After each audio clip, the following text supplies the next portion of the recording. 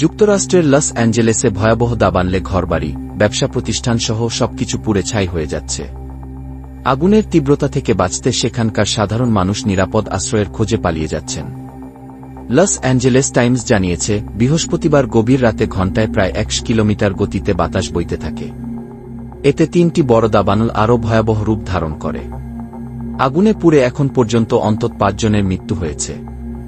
বর্তমানে সবচেয়ে বেশি ধ্বংসযজ্ঞ চালাচ্ছে পালিসাদেস দাবান।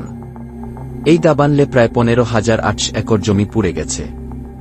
এতে ব্যবসা প্রতিষ্ঠান, সাধারণ মানুষের ঘরবাড়ি, কোনো কিছুই রেহাই পায়নি। অন্যদিকে ইডেন দাবানলে পুড়ে গেছে প্রায় 10 একর জায়গা।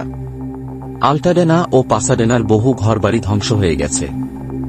এই দাবানলের পাশাপাশি সানসেট এবং হার্স্ট দাবানলও ভয়াবহ আকার ধারণ করেছে। এর মধ্যে নতুন করে হলিউড হিলস এলাকায় আগুন ছড়িয়ে পড়েছে। আগুনে বেশ কয়েকজন হলিউড তারকার বাড়ি পুড়ে গেছে, যা তারা সামাজিক মাধ্যমে শেয়ার করেছেন। দাবানলের কারণে সেখানকার শিক্ষা প্রতিষ্ঠানগুলো বন্ধ করে দেওয়া হয়েছে। আগুনের তীব্রতা এত বেশি যে অনেকে তাদের গাড়ি রেখেই প্রাণ বাঁচাতে পালিয়ে যেতে বাধ্য হয়েছেন। সিএনএনের সাংবাদিক অ্যান্ডারসন কুপার আল্টাডেনা থেকে জানিয়েছেন, সেখানে আগুন এখনও নিয়ন্ত্রণের বাইরে রয়েছে।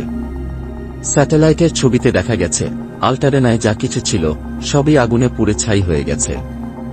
এছাড়া দাবানলের ফলে বহু এলাকায় বিদ্যুৎ বিচ্ছিন্ন হয়ে পড়েছে।